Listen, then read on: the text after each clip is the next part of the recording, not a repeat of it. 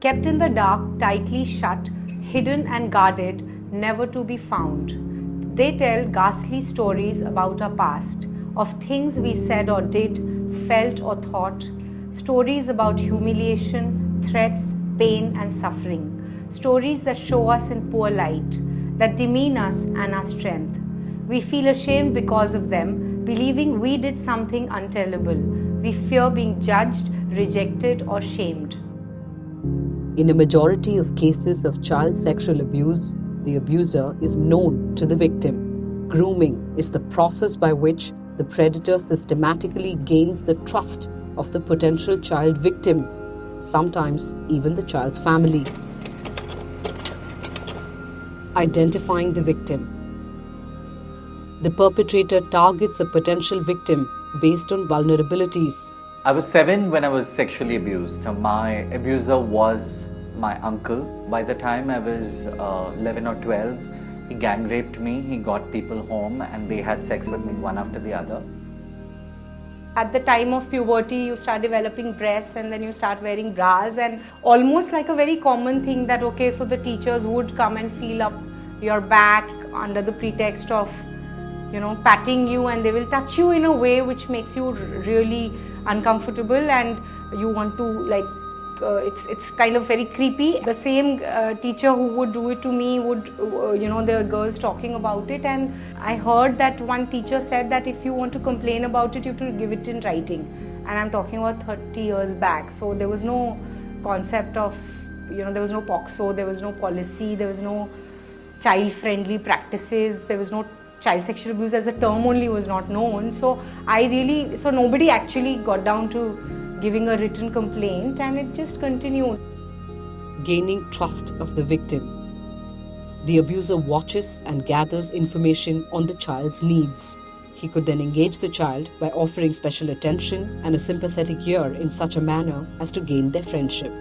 If they have to gain the trust of the child and ensure that the child doesn't speak out to anyone else, they need to gain the trust of the family as well. It's a pattern that predators usually follow, and if we don't see that pattern and if we don't educate our children, then we are actually doing a great disservice. So you might educate your child about good touch, bad touch, or rather safe touch and unsafe touch, but if you don't tell your child that safe touch and unsafe touch could also be from these respectable people in our family also, then you have done half your work. You have not done your work completely. Grooming is a very real thing that happens, and that is what makes it possible for an abuser to abuse a kid in a family setting or a school setting over a sustained period of time, because they win the trust of the kid,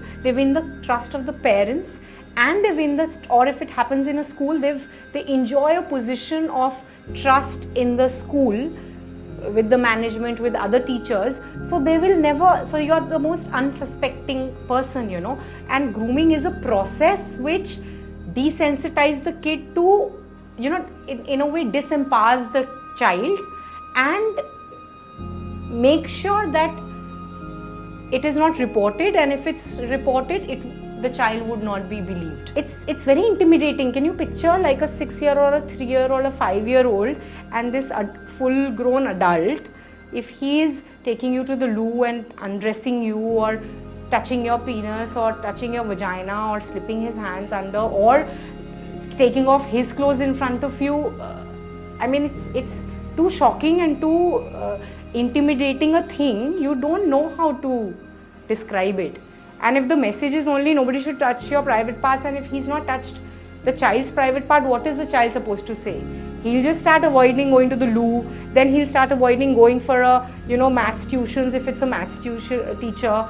The child will stop going to the play period, and then the parents, children always try to tell us indirectly. Creating secrecy around the relationship. The abuser could share feelings and secrets and buy gifts for the child. The abuser is likely to instruct the child to keep it a secret from her parents and friends. I think predators usually groom their victims in a way that the victim doesn't speak up. that the victim doesn't scream. It happened in my case, and my case is not an isolated case. It happens with most people whom I've spoken to around 50,000 odd survivors in a span of 18 years that I've been speaking up. It is a pattern where the predator either uses love as a shield, saying that, you know what, this is a secret and I love you so much, and this is our little secret and we will do this together, aren't you enjoying it, and make the victim feel like the victim, he or she or Z, is a play, a party to the whole thing. Initiating sexual contact. Physical contact may start as a game of touching that may seem casual and not overtly sexual. Gradually, the abuser initiates sexual touching, having broken the child's inhibitions.